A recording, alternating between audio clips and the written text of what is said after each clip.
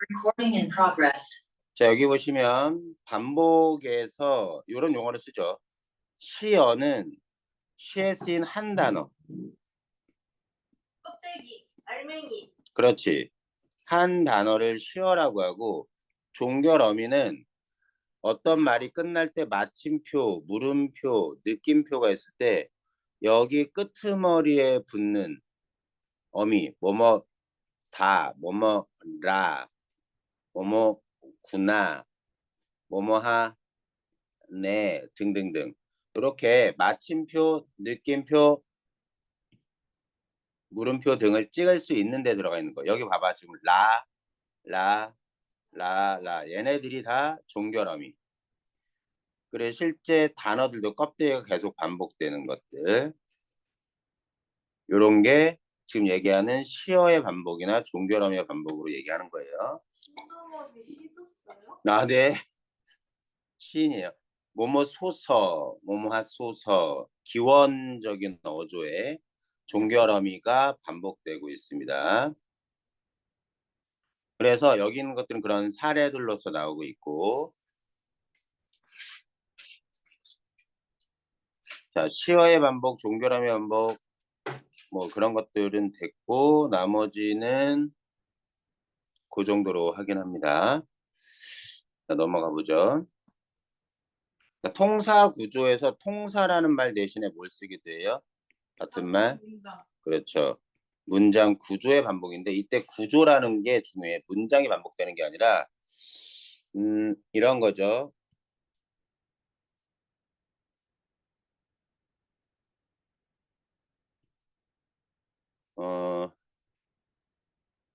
어디로 갈까? 여기에는 하노라, 안노라.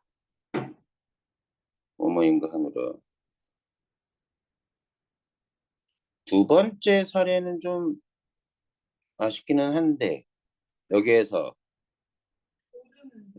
뭐뭐가 뭐뭐일지도 모르는데 뭐뭐가 뭐뭐일지도 모르는데 이런 것들 우리가 문장 구조라 그래요. 이때 구조는 같은 위치에서 나타나는 조사나 어미 등이 같은 위치에서 계속 반복되는 것.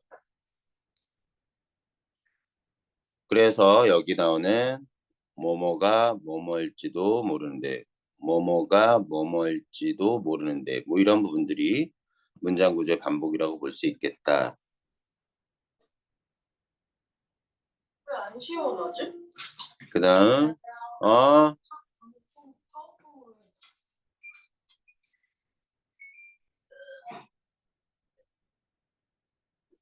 자, 여기 지금 요 시조의 경우에 문장 구조의 반복으로 보기가 별로 좋은 사례가 아니야. 그래서 요거는 빼놓을게. 여기서는 이게 어디가 반복되는 것 때문이냐면 굳이 보면 여기 어즈버 뭐뭐인가 하노라, 어즈버 뭐뭐인가 하노라, 어즈버 뭐뭐인가 하노라 뭐 이런 부분들이 어즈버 뭐뭐가 뭐뭐인가 하노라, 뭐뭐가 이거 아니네. 뭐뭐가 뭐뭐인가 하노라 요 구조 때문에 나온 것 같은데 별로 잘 드러나지 않아요. 비슷한 문장 구조가 반복되는 건 맞습니다. 특히 이런 비슷한 문장 구조의 반복을 두 글자로 뭐라 부르죠? 아, 대구. 네, 대꾸라고도 부릅니다. 진짜 재밌다. 뭐지? 잠깐만. 여기에서 대꾸가 어떤 효과를 갖는지는 의미 강조와 운율 이런 거예요. 그거 알아두시고 요거는 말고 여기 있는 걸로 기본적으로 알아두시고 나머지 것도 한번 읽어보시면 별건 없습니다. 운율의 효과와 강조. 응? 대구가요. 대응되는 구절이에요? 이 대꾸가 무슨 뜻이냐면 병려문이라고 하는데 우리가 말입니다. 지금 이거 말이 마차를 끌고 간다고 쳐봅시다. 꼬리도 쓰죠. 그러면 귀도 있고. 자, 그런데 이렇게 나란히 달리게 되면 옆에서 보면 머리 위치는 머리 위치, 몸통은 몸통 위치, 꼬리면 꼬리 위치 같은 위치에서 그 머리나 몸통이나 꼬리가 매칭이 될 거 아니야. 그게 그래서 나타나는 걸 대꾸라 그래. 됐고요. 말 그대로 그냥 아니 사이시옷 안 써. 그냥 발음은 똑같이 해야 돼. 대꾸법. 대구법이 아니야. 발음은 대꾸법이야. 사이소리 현상이 일어나서. 봐봐. 뭐뭐를 뭐뭐 한 듯, 뭐뭐를 뭐뭐 한 듯, 뭐뭐를 뭐뭐 한 듯, 뭐뭐를 뭐뭐 한 듯.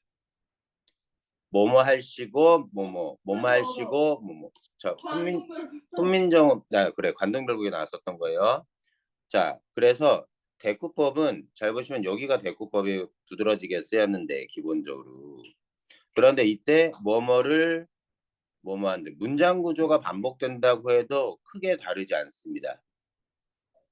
그런데 문장 구조와 대꾸법의 살짝 차이점이 뭐냐면 문장 구조의 반복은요. 연이 떨어져 있는데도 나타나면 문장 구조의 반복이라고 얘기해. 근데 대꾸는 나란히 나타나 보통. 바로 다음. 바로. 저건 아니 높을 쉬고 가는 건데 왜? 이것도 대꾸로 볼 수 있어요. 얘네들이. 이렇게. 얘네도 이렇게 옆으로 나란히 있지만 얘를 이렇게 움직여가지고 여기다 두면 뭐뭐를 뭐뭐 한 듯, 뭐뭐를 뭐뭐 한 듯 그대로 나오죠. 여기도 날거든 뭐뭐 하지 마나, 뭐뭐거든 뭐뭐 하지 마나 이것도 대꾸입니다. 여기 대꾸 엄청나게 쓰였어요. 그런데 대꾸를 비슷한 문장 구조의 반복이라고 알고 있어도 크게 무리는 없습니다. 뭐뭐 할 때까지는 뭐뭐 하지 말라고, 뭐뭐 할 때까지는 뭐뭐 하지 말라고. 요 부분 여기도 대꾸.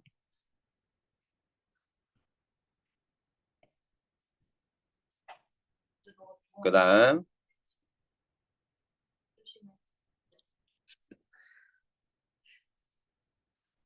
자, 유사한 구조의 식구를 나란히 짝져서 표현하는 것. 나머지 효과들을 한번 읽어보시면 됩니다.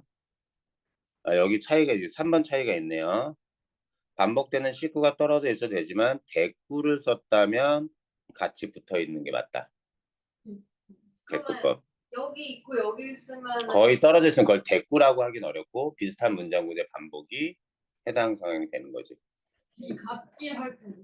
근데 아니야 발음은 그냥 대꾸야 이렇게 써도 대꾸법이야.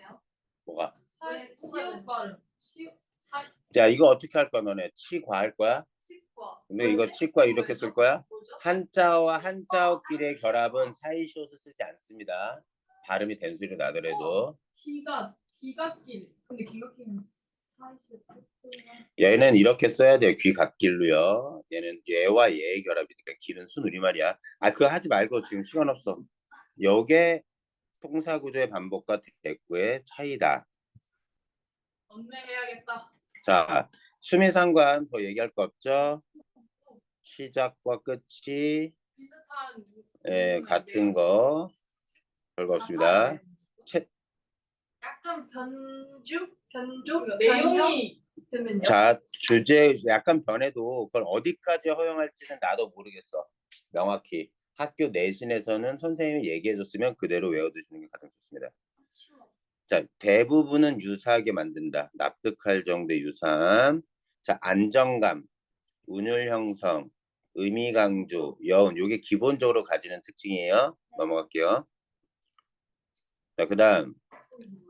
자, 음수율, 음보율, 후렴구. 자, 후렴구는 더 설명하지 않아도 될 것 같고 여기서 좀 이따 설명할게.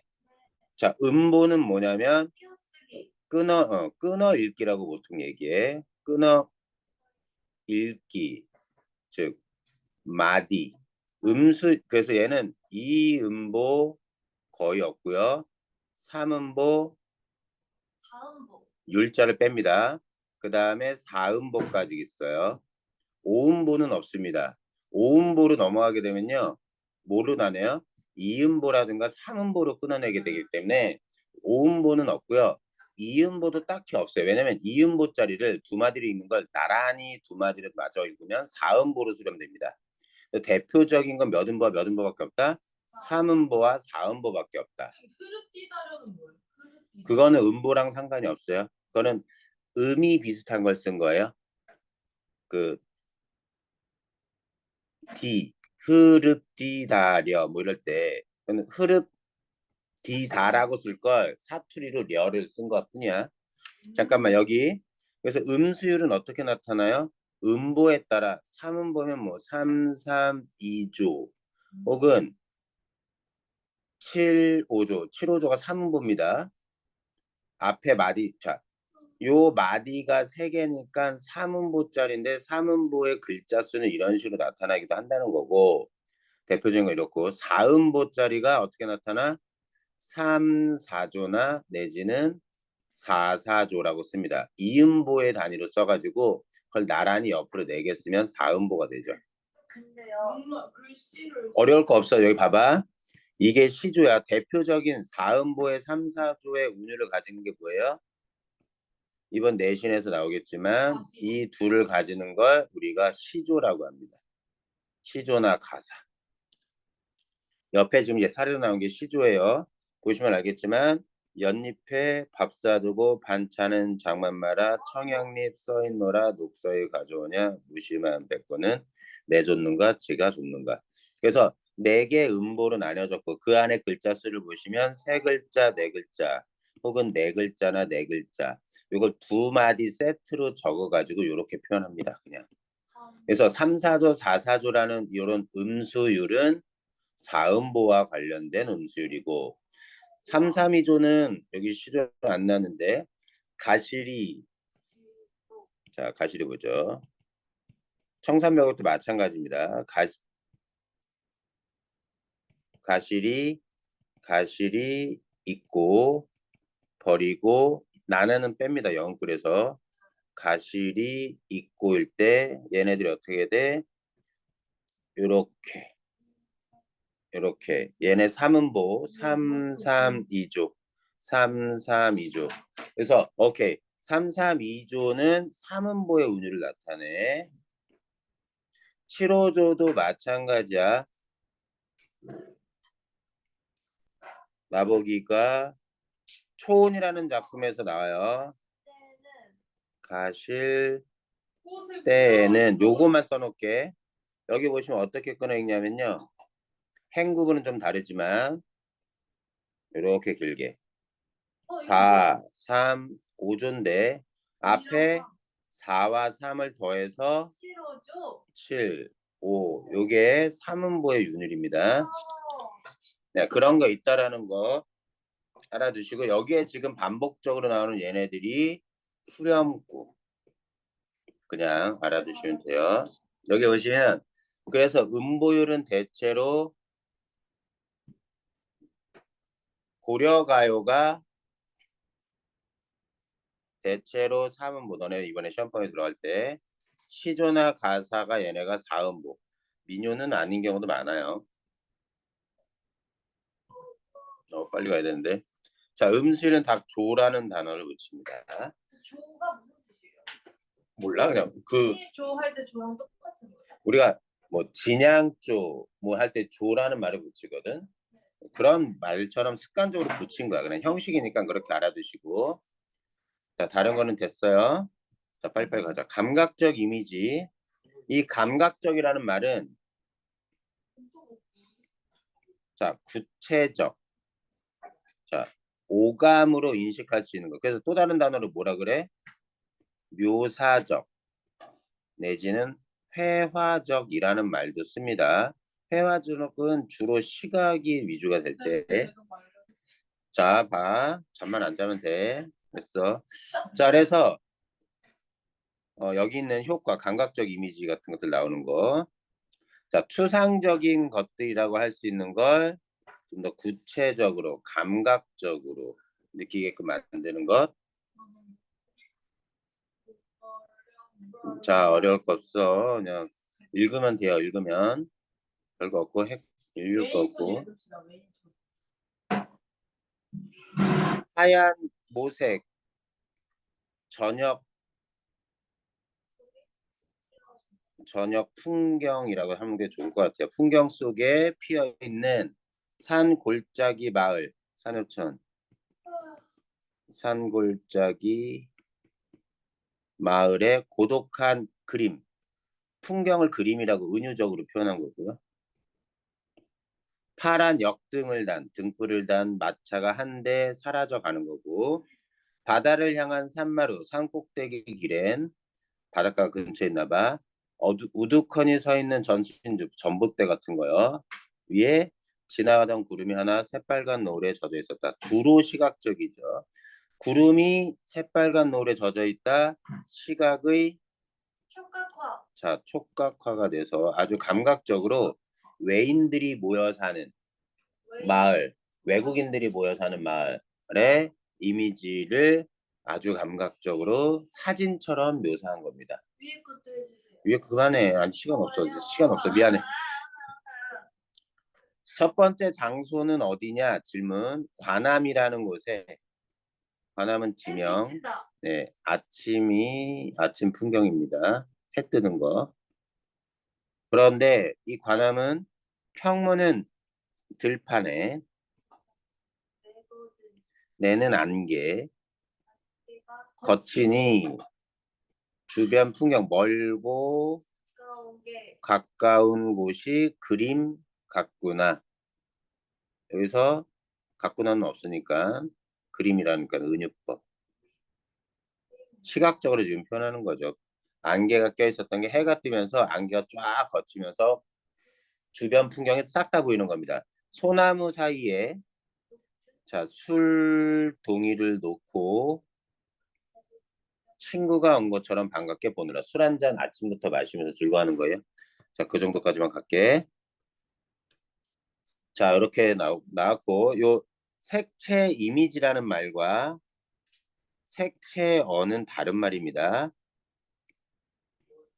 자, 색채어를 가지고 있으면 당연히 색채 이미지를 갖지만 색채어가 없어도 색채 이미지를 갖죠. 예시는요? 뭐가 있죠? 선명하게 흐르는 핏방울에 핏방울은 지금 여기에 색채어 쓰였으면 빨갛다 노랗다? 색채 없지만 피는 어때요? 색채 이미지 같죠? 이해됐어, 은행지? 그러니까 색채어가 있으면 무조건 색채 이미지를 갖지만 색채어가 없어도 색채 이미지를 가질 수 있다. 노을은 색채 이미지예요? 노을 색채 이미지죠. 거의 붉은색이죠. 네. 물은 알 수 없습니다. 낮에 보면 푸른 물일지 모르겠지만 밤에 보면 밤 풍경 속의 물은 검죠. 검푸르죠. 그래서 확정적이지 않아요. 하늘도 마찬가지. 문학적이래요. 뭐가 문학적인 잡아봐. 자, 청각적 이미지 있고요. 이거는 한번 읽어보세요. 산울림 뭐 이런 것들.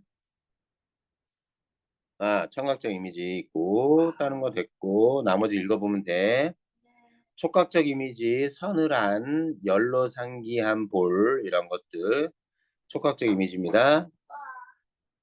자, 미각과 후각 자, 흙이 풀리는 냄새 이런 게 후각과 관련이 있겠고요. 미각은 봄을 씹고 사는 마을 이런 것들 봄나물이나 이런 것들을 먹어서 그런 거겠지. 질문. 네. 흙이 풀린다는 게 무슨 얘기예요? 얼었던 흙이 녹으면서 그러면 겨울에서 봄으로 계절이 바뀌어가는 거야. 그거 얘기하는 거야. 자, 어쨌든 이런 이미지를 사용하면 이런 효과가 있다는 거야. 당연한 거야. 알겠지? 네. 자, 공감각 보세요. 공감각은 또 다른 말로 감각의 전이라고 하고 여러분들 내신에서는 외워서 풀게 됩니다. 감각의 전이라고 하고 뭐라고? A의 B화라고 부를 때 요 A 감각에 뭐가 들어가야 돼요? 진짜 감각인 게 들어가야 됩니다. 자, 무슨 얘기냐? 여기 보면 황소가 게으른 울음을 웁니다. 우는 곳입니다. 이 중에 금빛이 진짜인 거예요? 울음이 진짜인 거예요? 황소가 울죠? 울음이 진짜예요. 근데 우는 소리를 금빛이라고 얘기했잖아. 그럴 때 진짜인 걸 앞에 놓고 아닌 걸 뒤에. 청각의 시각화가 되지. 왜 금빛이지? 황소라서. 황소가 그래서 누런 빛깔을 띄어서 아마 울음소리도 그렇게 했겠죠. 자, 피부의 바깥에 스미는 어둠. 뭐가 진짜예요? 스미는 게 진짜일까요? 어둠이 진짜일까요? 스미가 스미는, 자, 어둠, 시각적인 게 진짜겠죠. 시각의 촉각화. 스미는 건 촉각이지. 자, 촉각화 이런 식으로 나타나.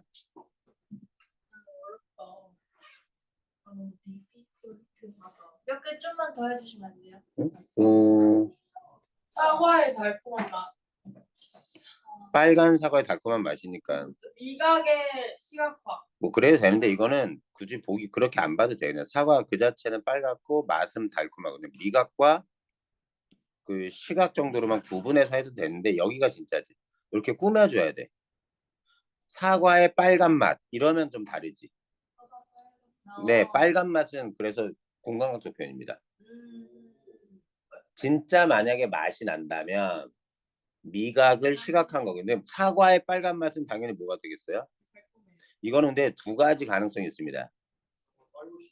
아니, 사과의 빨간 맛이라고 한다면 솔직히 진짜가 맛이겠죠. 그래서 미각의 시각화 정도로 보는 게 보편적이겠고요. 근데 사과가 빨갛다라고 한다면 시각의 미각화도 나쁘지는 않지. 근데 이거는 논란의 여지가 있으니까 빼놓고 푸른 종소리 같은 것들 알아두세요. 청각의 시각화. 네, 청각의 시각화입니다.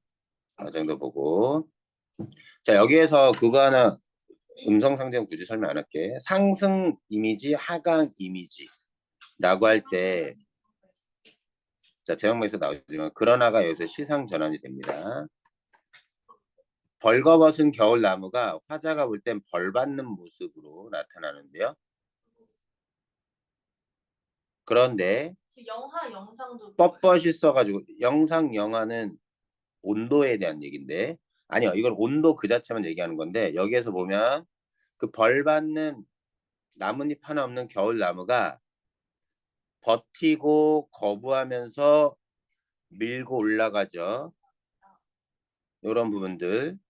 그리고 싹을 틔우는 모습. 이런 부분들. 특히 여기 밀고 올라가는 데서 정확하게 상승 이미지가 나타납니다. 그거 뭐죠? 하관. 관이 내렸다. 비가 오고 눈이 오면 눈이 온다. 이런 것도 다 떨어지는 거지. 눈물이 떨어진다. 다 하강입니다. 새가 날아오른다. 이런 것들. 나무가 솟아오른다. 이런 것들. 이런 거 상승 이미지. 단어 자체가 그냥 그렇게 나와 있습니다. 그 자체로 하강 이미지는 부정적 이미지거나 슬픈 정서와 연결이 되고요. 상승 이미지는 긍정적이거나 또 긍정적인 감정 상태와 연결이 된다. 자, 여기까지가 자, 시상 전개. 시상은 다시 한번 얘기하지만 시에 쓰여진 그대로의 내용입니다. 쓰여진 내용 그대로. 자, 시간의 흐름. 요 시간의 순차적 흐름을 우리는 순행적 이라고도 얘기하고 뭐 순차적 나쁘지 않아요. 그다음 또 뭐 있니? 추보식. 추보라는 건 처음 들어보겠지만 추적. 걸어가는 발걸음을 따라간다고 해서 우리가 여행 같은 거 갈 때 여행 코스 따라서 내용을 구성할 수 있잖아. 일정에 따라. 그런 거 우리가 추보식 구성이라고 해요. 여기에서 보시면 알 텐데. 자, 어느새 나도 이게 뭐냐면 요 앞에 과거에서 여기 현재 30살 가까운 내 나이. 아버지의 어릴 때 내 나이와 비교해서 나는 아파서 한 마리 짐승처럼 아빠한테 낑낑대면서 볼을 부볐는데 열이 하도 올라가지고 그날 밤을 지나 여기가 더 좋겠다. 여기를 경계로 현재로 이어지는 그래서 순행적 구성을 보입니다. 물론 이걸 이렇게 쓸 수도 있어요. 과거 회상이라고 써도 됩니다. 쓰여진 순서는 현재에서 과거 회상 다시 현재로 들으면 이건 역순행적이겠고 이거는 아예 내용 자체가 어떻게 쓰였어요? 과거에서 현재로 오기 때문에 순행적 구성이라고 보는 겁니다. 산수유가 자. 그거죠, 성유. 아니요, 산수유랑 석류랑 달라요. 과일이. 그러니까 열매가 달라요. 질문. 뭐 그 과거 회상 다음에 현재로 바로 오면 순행적인 거잖아요. 그러면 현재 과거에서 현재로는 현재에서 과거 회상 다시 현재로 오면요. 역순행. 지금 보면 산수유 나무 말고 빨개. 석류는 알 테니까. 이렇게 생겼어요. 이렇게 생겼어요. 알죠. 아예 달라요, 생긴 게. 다음은 볼게. 자, 여승은 합장하고 절을 했다. 그런 나는 여승을 현재 만나요. 그러다가 여승의 과거를 순차적으로 회상합니다. 원래 그 여성은 뭐였어? 옥수수 팔던 여자. 딸아이 하나 데리고. 남편은 집 나가서 10년이 지나도록 돌아오지 않고. 그러다가 딸아이가 죽었어. 그래서 뭐 했어? 머리 깎고 스님이 된 거야. 머리 깎고 스님이 된 거. 그래서 이 작품은 현재에서 과거로 다시 현재로 돌아오진 않아. 쓰여진 그대로 보면 여기가 현재 스님이 된 여인. 그 여인은 원래 과거에 일했다가 결국 스님이 되는 출가하는 날. 그래서 이거 과거 역순행적 과거 회상 이렇게 볼 수 있습니다. 됐니? 네. 자, 어떻게 된 거네요? 뭐가 넘어갔어? 왜 갑자기 페이지 이렇게 넘어갔지?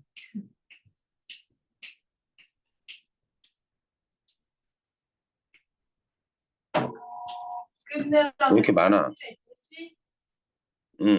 자, 시상 내용 좀만 더 가볼게.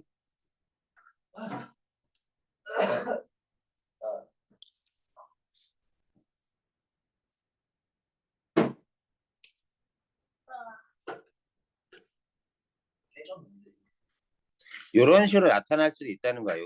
시간적인 시상 전개, 시간의 흐름에 따른 시상 전개는 이렇게. 과거에는 그리움으로, 현재는 부정적인 모습으로, 혹은 미래에는 태도, 극복 의지로 나타나는 경우도 있다. 근데 이건 일반화할 수는 없고, 역순행적 구성은 현재 상황에서 과거로 넘어가는 시상 전개. 그럴 때 현재와 과거의 생이 대비적으로 나타나는 경우가 꽤 있다 정도. 자, 계절의 흐름. 이게 낙화라는 작품인데, 자, 지금은 낙화가 일어나는 때예요. 근데 이 꽃이 지는 건 뭘 향해서? 녹음과 열매 맺는 가을을 향해서. 되기 때문에 지금 봄, 여름, 가을을 향하여 지는데 여기가 현재 낙화. 꽃이 떨어지는. 이때 꽃이 피었던 시기. 이 중에 현재 시기가 여기입니다. 이 전체 흐름의 내용이 이런 식으로 나타나 있어요. 이거는 아직 오지 않은 미래 상황. 이거 순행적이에요? 이것도 순행적이라고 볼 수 있죠. 순행적, 시간의 흐름에 따라 된 거예요. 근데 여기서 이제 계절로 특정적이기 때문에 되게 계절이라고 얘기했을 뿐 이거는 시간의 흐름에도 포함이 됩니다. 어려울 건 없죠. 여기 면왕정갈, 여기 봄, 여기 여름. 그렇게 내용적으로 해석을 해보면 나와요. 별거 없습니다. 고전 작품에서 나오는 이런 용어들을 통해서 계절감을 잡아낼 수 있습니다. 가랑비 같은 경우도 나오고, 여름은 녹음 잘 나오죠. 가을은 서리와 국화, 추수, 가을 무렵. 겨울은 눈과 얼음, 그런 것들로 주로 나오고. 녹음이 정확하게 그 꽃. 녹음은 파란 나뭇잎으로 풀어진 계절. 계절 자체를 의미하는 거야. 아니면 녹음은 그걸 나타내. 근데 녹음은 어디에 쓰냐면 여름에 써. 왜? 봄은 아직 무성해지지 않았거든, 나뭇잎이. 이제 생성되고 싱그럽긴 하지만 가을은 단풍으로 상징되지 아주 짙게 푸른 모습으로 상징되지 않습니다. 그래서 아주 무성하게 파란색으로 시원한 그늘을 보여주는 게 녹음. 녹음은 가을.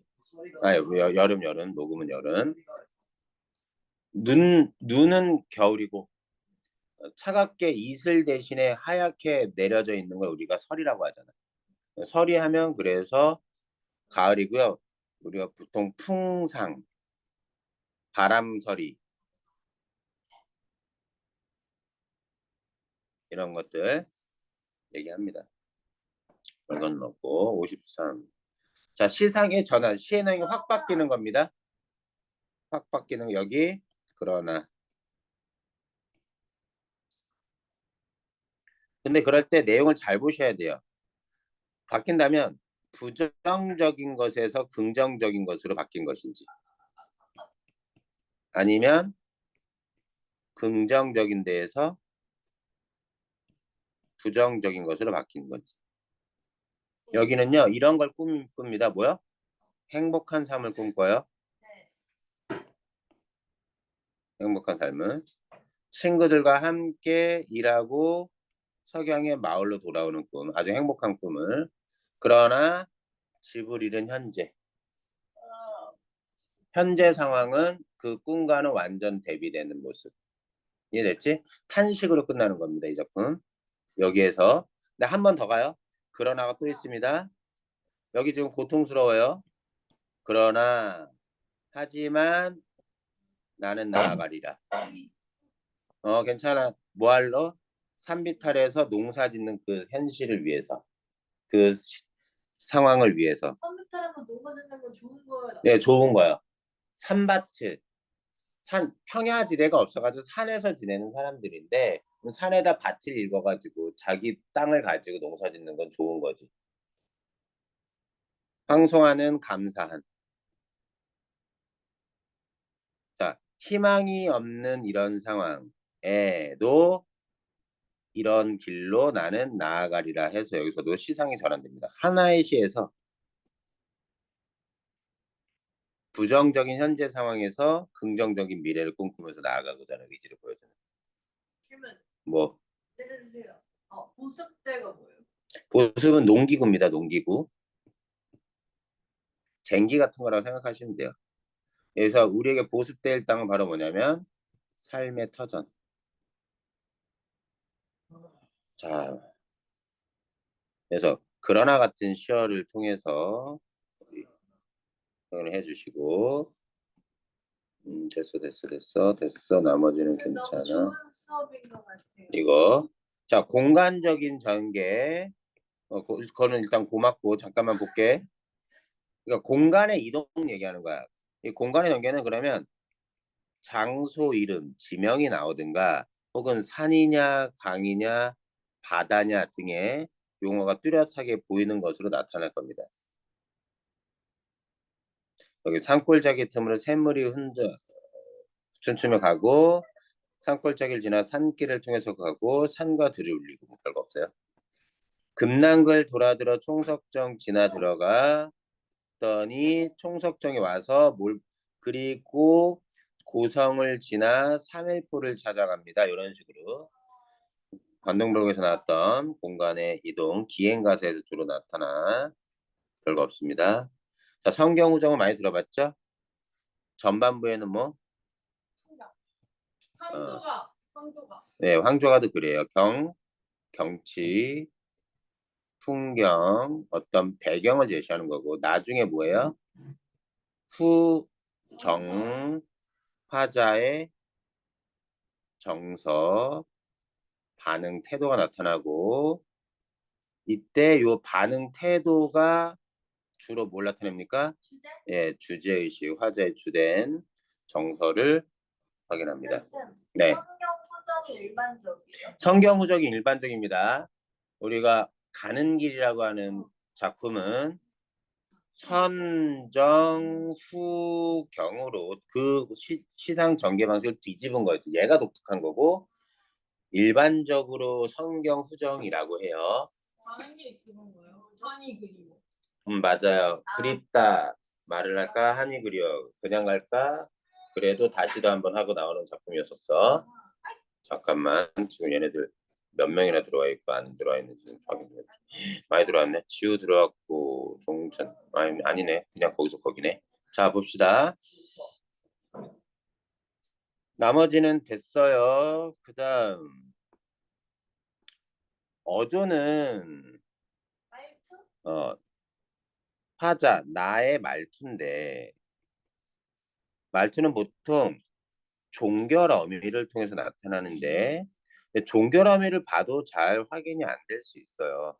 결국 나의 말투 어조는요. 결국 글 전체의 내용, 시상?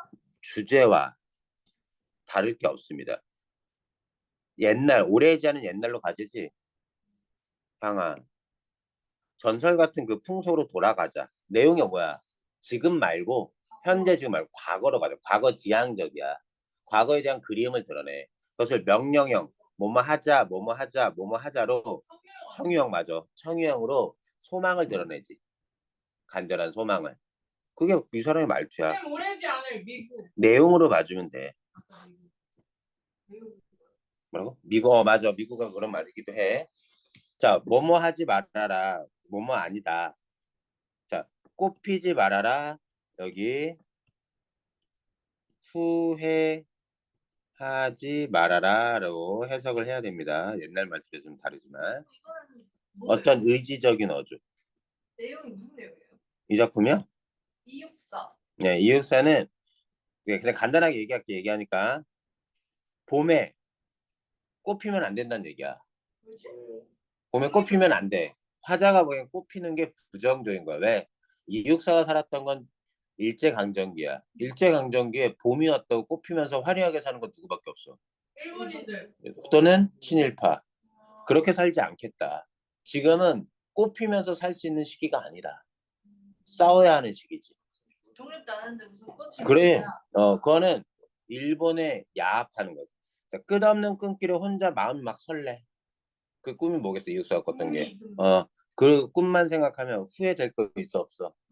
하다가 죽더라도 나는 후회 없어. 이런 얘기야. 그래서 그런 의지를 드러내. 가장 남성적인 의죠. 자, 평서형 종결어미 뭐뭐라, 뭐뭐다 뭐 이런 것들.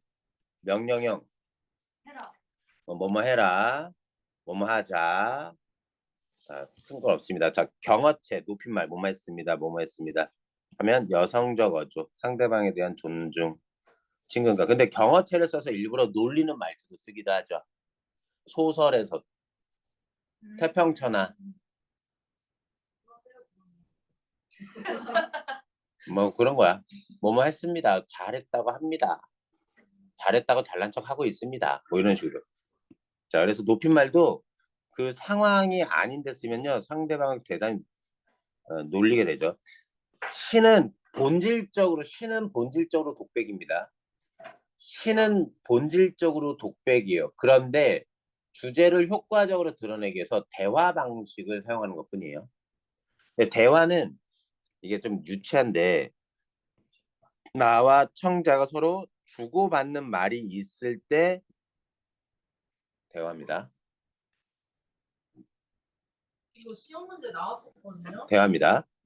내가 일방적으로 청자를 상정해서 말을 건네는 말투. 이거는 그냥 말을 건네는 형식 정도로 하게 돼요. 답변이 와야 대화인 거예요? 예, 답변이 와야 대화입니다. 그러니까 답변 없어. 여기 있잖아. 물었습니다. 내일은 언제 오나요? 했더니 하룻밤만 자면 내일이지. 대답하잖아 엄마가. 다시 또 물었어. 오늘이 내일인가요? 아니란다. 오늘 내일은 하룻밤 더 자야 한단다. 엄마 사기꾼. 그지? 엄마 사기꾼. 내일 와서 이제 얘기했더니 다음날 얘기했더 엄마 내일 언제 와요? 오늘이 내일인가 했더니 아니다. 내일은 또 내일이야. 그러면 우리는 내일은 내일은 영원히 영원히 오지 않네. 네. 자, 묻고 답하는 거예요. 그런데 청자가 상정이 됐어도 말을 건네는 형식을 사용해도 결론적으로는 독백일 수도 있죠. 순이, 넌 지금 뭐하니? 뭐뭐 했구나, 뭐뭐 했다. 여기는 이렇다, 여기는 이렇단다. 현지 형식으로 쓰지만 말을 건네는 형식으로 쓰지만 독백일 수도 있죠. 예. 현지도 독백이네요. 어떻게 보면 그렇죠. 여기 봐. 이것도 이건 고백하듯이 썼어요. 이건 독백입니다. 누나는 진두강가에 와서 웁니다. 우리 누나는 죽었습니다. 그래서 무심한 백구야 나보고 오라고 하는 것이냐 말라 말을 건네는 말투입니다. 여기는 독백, 얘는 대화, 얘는 누군가를 두고 얘기하는 것 같지만 결론적으로는 독백. 말을 건네는 말투는 아닙니다. 얘는 무심한 백구야, 청자, 백구를 의인화했지. 그래서 여기에서 말을 건네는 근데 독백이에요. 형식이지만 하지만 그래도 독백. 독백이 틀리지 않아. 얘도 맞아. 아니요, 제가 쌤한테 말을 걸었는데 쌤이 답변을 안 해주시면 전 독백을 한 거예요. 근데 그렇게 뚜렷하게 청자가 드러나서 있는데 그러면 말을 할 수 있는 대답, 그러니까 그럼에도 불구하고 그 대답을 크게 기대하지 않고 이렇게 말하면서 혼자 자기 흥에 겨워서 얘기하잖아. 그래서 결국은 독백이라는 거야. 형식을 그냥 말을 건네는 형식을 사용했다. 근데 굳이 그렇게 설명하지도 않아도 되는데 이게 선지를 보고 판단해야 돼. 어쩔 수 없어. 그때그때 작품에 따라 애매하게 판단될 수 있어. 서리법은 독백제예요. 처리법은 기본 독백. 근데 청자가 상정되잖아. 야, 답변을 기대하지 않잖아요. 네. 그럼 말을 건네는 하지만 말을 건네는 형식이긴 한 거지. 누구누구야, 너 나보고 어쨌든 슬퍼하라는 거니 슬퍼하지 말라는 거니 이게 서리법 같진 않지만 의문문의 형식을 사용했지만 대답을 요구하지는 않지. 말을 건네는 형식이긴 하지. 자, 그런 겁니다. 여기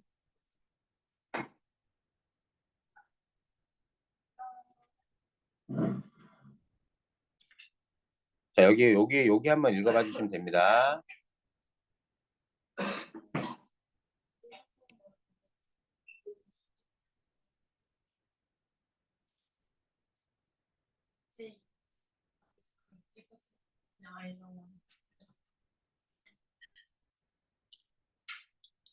자 이렇게 보고 독백체의 정의는 이래요. 그냥 청자 없이 그냥 혼잣말하는 거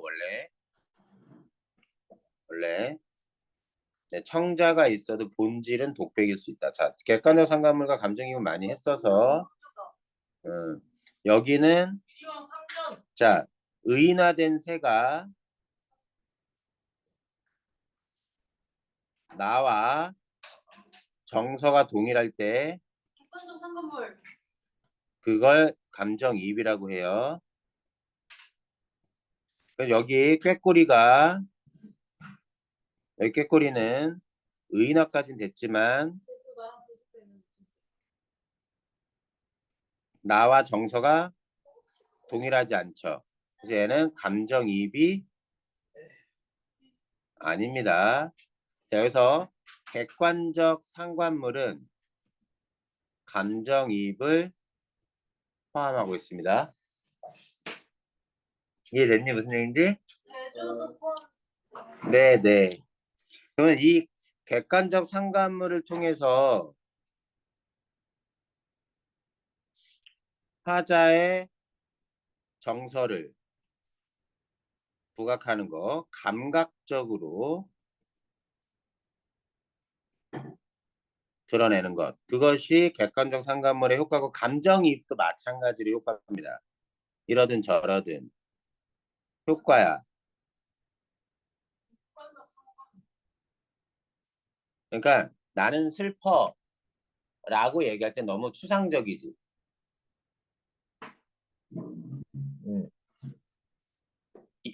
자기가 사랑하는 짝과 헤어져서 새가 피를 토하며 슬프게 우는구나. 뭐 이렇게 얘기를 했다고 쳐. 나도 근데 상황이 뭐야? 임과 이별해서 그렇게 슬퍼하고 있어. 그럴 때 객관적 상관물이면서도 감정이입의 대상이 되는 거지. 그땐 정서가 동일하니까. 그럴 때 내 감정이나 정서를 감각적으로 드러내는 효과가 있다는 거야. 이러든 저러든. 이해되겠니? 무슨 얘기인지? 그래서 그러니까 객관적 상관문로는 그 눈앞에 보이는 사물이 나와 대조되는 것으로나 나와 유사한 것으로나 두 가지 다 나올 수 있는데 이렇게 나오든 저렇게 나오든 효과는 뭐야? 강조, 부가. 효과는 야 쟤도 저런데 이때는 대조잖아. 대조가 되든 유사하게 제시가 되든 그 효과는 뭐다? 나나 나나. 정서나 처지, 심리를 더 부각 내지는 심화시키는 효과가 있다. 자, 그 정도. 나머지 문장보는 됐습니다. 쉼표의 잦은 사용이 주로 나오는데 호흡을 조절한다. 뭐 그 정도. 읽는데 걸리적거리게 해서 그것을 강조하고 그것을 신경 쓰게 만드는 거지. 자, 행가리. 나코를 굳이 여기다 써도 되는데 굳이 행을 이렇게 나누는 거. 뭐 행간걸침 같은 거라고 얘기하는데 맞아, 강조. 뭐그 정도. 어쩔 그거는 이제 보기에서 사용자. 그 문장 안에 포함되어야 할 부분을 다음 행이나 연으로 넘기는 수법으로 작가의 특수한 의도가 반영되는데 그냥 의미를 부각하거나 강조한다 정도로. 황진이 한번 해주시면 안 돼요? 어제는 내일 무슨 얘기냐? 내가 저지른 일 1호구나. 후회하는 거야. 왜? 그리워할 줄 몰랐던가. 그리워할 줄 알았으면서. 서류법. 있으라고 했다면 갔을까마는 제구태야. 이때 제구태야를 어디다 놓느냐. 어순 그대로 첫 번째 해석. 제구태야를 제구태야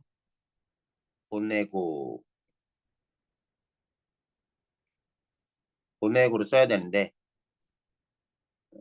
행을 나눴을 뿐이다. 두 번째, 원래 제구태야가 어디 있어야 되냐면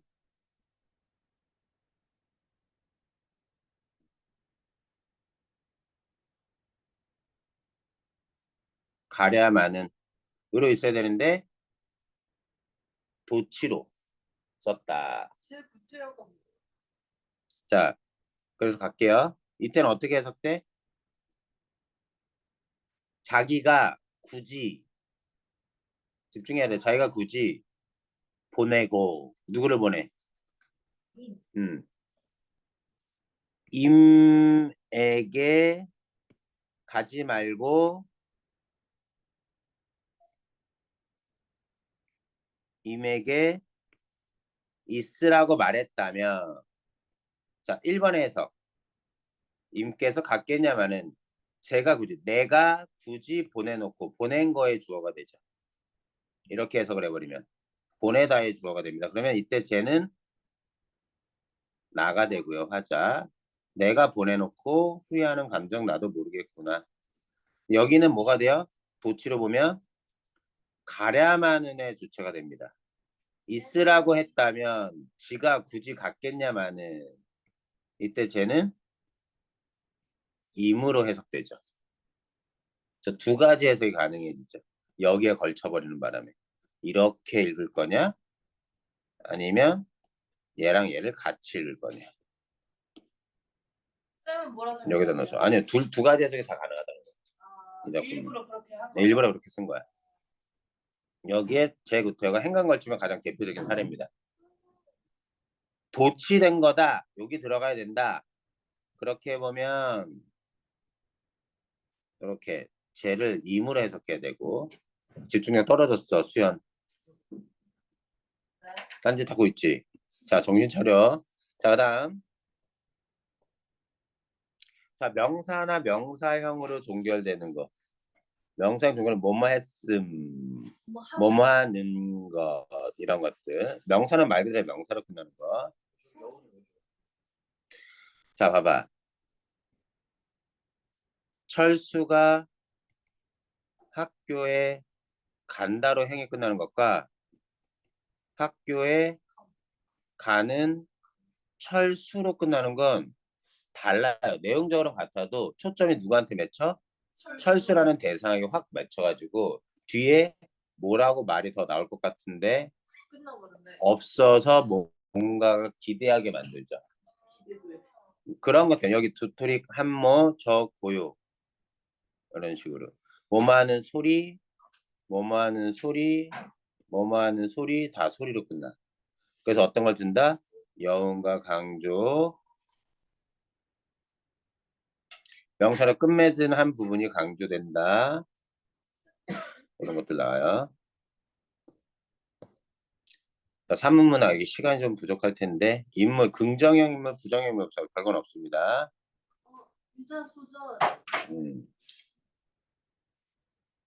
소설의 주제의식은 항상 바람직한 삶을 추구하고자 한다. 만약 그렇지 않은 대상은 비판하고요. 바람직한 인간이나 그런 존재는 모범으로 삼죠. 비관으로 삼고. 그래서 주제의식에 부합하거나 모범적인 인물 긍정 인물인데 별로 시험 문제로 나오는 문구는 아닙니다. 자, 부정형 인물 껍빛단리 그리고 친일파. 태평천하의 윤직원 아직 안 했을지 몰라 그래. 자, 만무방 만무방 모르겠구나. 방산복 미스터방 됐어. 다 시험범위 들어간 애들이 있어서 그래. 자, 문제적인 인물로 보통 대다수 그런 부정적인 인물들은 공동체 의식이 빠져 있거나 기회주의자적인 면모를 보이고 그걸 토대로 당대의 현실까지도 비판하고자 하는 애들이 있다. 커피따님. 커피딸리가 부정적인 인물이라고요? 나중에 네. 갱생되잖아요. 잘못, 안 되잖아. 잘못 알고 계세요. 의사 발언판 인사? 담배 공장에. 자, 돌다리 아직 안 배웠겠지만 여기 주요 인물은 당연히 주인공, 부차적 인물은 엑스트라 이런 식으로 알아두시면 됩니다. 이런 게 선지에서 나오니까 알아두시면 되고요.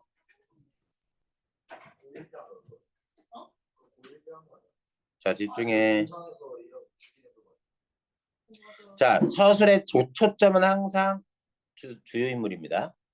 주요 인물을 늘 따라다녀요. 서술자는 기본적으로. 자, 캐릭터라는 거 우리 성격이라는 걸로 꼭 알아두시고요. 캐릭터는요. 굳이 이렇게 얘기하면 인물에 대한 모든 것. 그것이 그 해당 인물의 캐릭터를 형성합니다. 직업, 신체적인 불구 상태, 가족관계, 나이, 학력, 기타 등등 그 모든 것들이 짬뽕이 돼서 그가 하는 말과 행동을 납득시켜요. 그래서 캐릭터 창조가 소설의 핵심이라고 해도 무방합니다. 영화도 그렇고. 잘 만든 캐릭터가 영화를 성패를 좌우하죠. 네, 유광학전이라고 있어요. 그냥 내용은 그렇다는 거고요. 자, 내면 심리. 김천. 자 설렁탕. 질문. 자, 잠깐만 서술 부분에 이런 게 나오면 중요한데 이때 서술 부분은 어떤 곳이냐면 대화도 아니고 행동도 아닌 부분에서 내면 심리가 나오면 직접 얘기해주는 부분.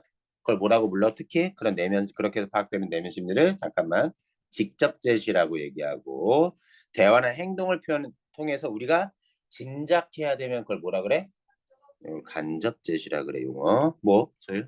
그 담배 공장에서 일하던 여자 수술해주는 의사 얘기가 뭐였죠? 아홉결 담배? 의사? 성난기계요. 회기가 나와가지고 하는 것들이 있었어요. 자, 갈등의 내적 갈등, 심리적 갈등이 있습니다.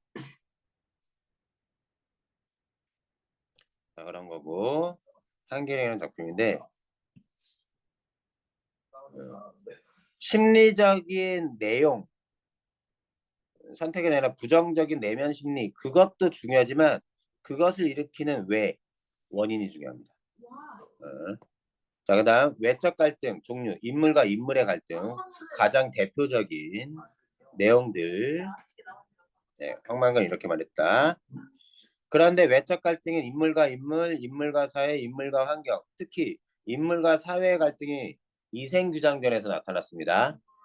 이생규장전 주로 나타났고, 자, 긴장의 해소는 그냥 지나갈게요. 자, 긴장의 해소는 갈등이 해소되는 겁니다. 궁금치 않는 분이 해소되는 것 어려울 것 같고. 자, 배경, 시간적 배경.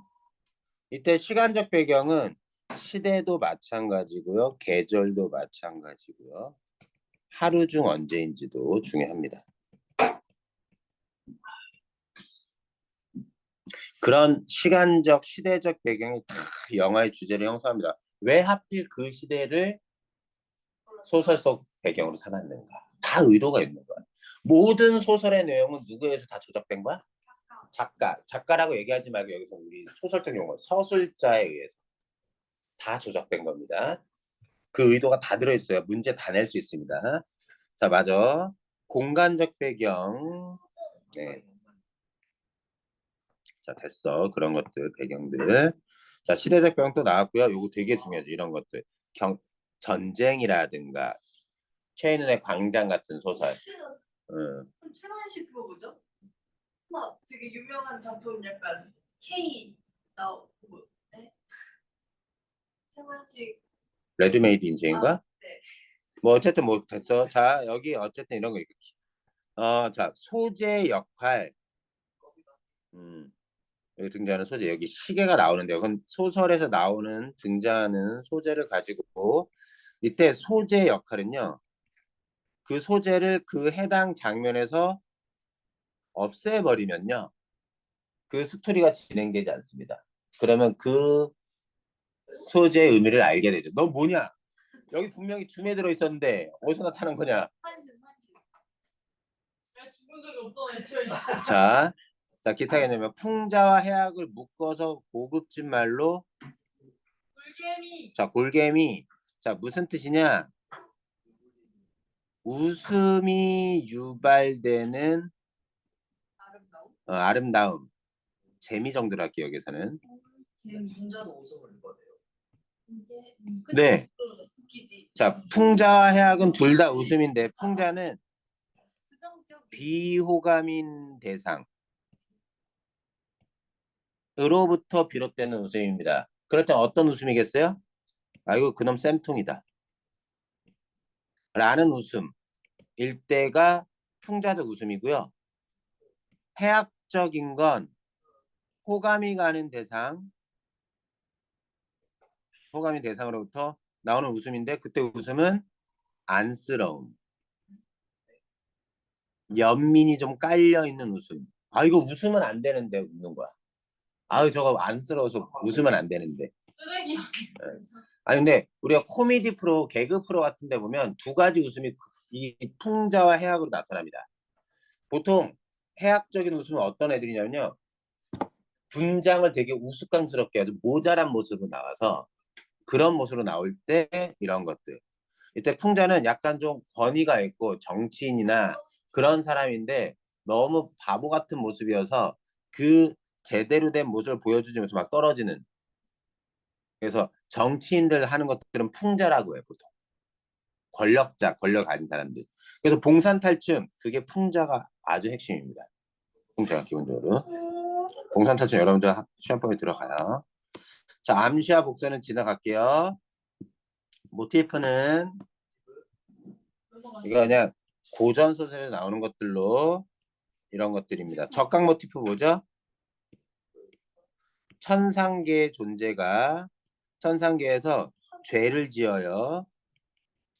죄를 지으면 벌을 받아서 어디로 내려옵니까? 지상 어, 직업 지상계. 게임하다. 인간계로 귀양 옵니다. 자, 적자가 무슨 적이냐면 적강화소. 자, 귀양, 유배 오는 걸 적이라고 하고요. 강은 하강, 내려온다. 그래서 전생엔 신선이었는데 전생에 죄를 지어서 이번 생에 인간으로 태어나. 그런 내용들이 많아요. 감녀, 을녀, 한탄하면서 그것도 적강 모티브가 있죠. 삼위인국, 숙미인국도. 왜? 화자가 누구야? 선녀인데 뭔 죄를 저질러서 인간계로 내려와서 이렇게 지내는 것. 금기 모티브, 금기를 어겨서 벌을 받는. 그다음 변신 이런 것들이 있는데 화소, 모티프, 화소라는 뜻은 무슨 뜻이냐면 이야기의 공통 요소. 그래서 이야기 화자에 요소의 소자를 써서 소라고 하는 겁니다. 화소. 그래서 여러분들 뒤돌아보다 도망치면서 괜찮아. 도망치면서 돌아보지 말라고 말을 했는데 돌아보는 바람에 돌이 된든가 소금 기둥이 되든가 그래. 돌아보는 바람에 땅이 꺼져서 연못이 만들어지든가 하는 이야기가 전 세계적으로 분포되어 있습니다. 옛날 이야기에. 그래서 요소, 모티프라고 하는 거예요. 그것을 이야기 속에서 나오면 이렇게 얘기하는 거야. 난생 모티프라는 것도 있습니다. 잘 안 나와요. 아래서 태어나는 거. 중진아. 주몽이 난생설화. 아래서. 금기 좀 전에 얘기했던 거. 뒤돌아보지 마라. 이런 것들. 뭐 하지 마라. 며칠 지날 때까지 엿보지 마라. 이런 거를. 엿보는 말을 다 어기는 거. 일종의 거기도 금기가 들어있어. 일정 기간을 격리해서 지내야 되는 거. 근데 어쨌든 그건 됐고 그런 게 있다는 거야. 내용 어렵잖아. 시점 지겹도록 했어. 그냥 얘기할게. 그냥 1인칭 주인공 시점. 나와 서술자가 어디 있어? 작품 내부에 있어. 그리고 내 마음을 주로 중점적으로 얘기해. 가장 주관적인 시점이야.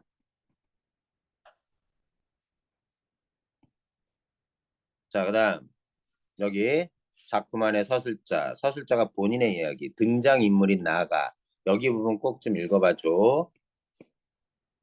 자, 그다음 1인칭 관찰자 시점. 이것도 나가 나와. 작품 안에 나가 나와. 근데 나가 누구야? 주인공이 아니에요. 아니어서 나가 누굴 주로 관찰해요? 주인공을 주로 관찰하면서 이것도 주관적입니다. 주관적이야. 하지만 앞에 거보다는 객관적. 네, 앞에 것보다는 객관적이고 다른 인물의 심리는 추측해서 얘기해 줄 수밖에 없습니다. 제한적인 이건 3인칭 시점이고 서술자가 어디에 위치해요? 작품 바깥에 위치합니다. 나가 안 나와요. 이때 제한적인 전지적 작가 시점이라는 말은 이렇게 표현되기도 합니다. 특정 인물의 시각에서라는 말로 특정 인물의 시각으로 초점화하여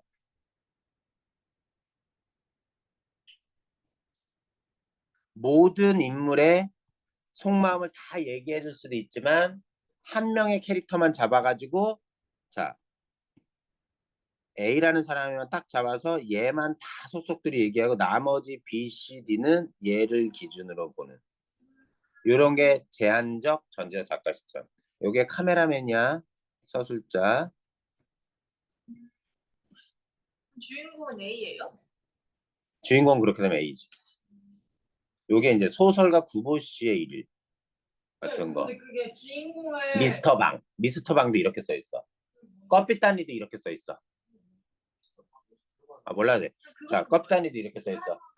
그 애기한테. 그건 1인칭 관찰자 시점.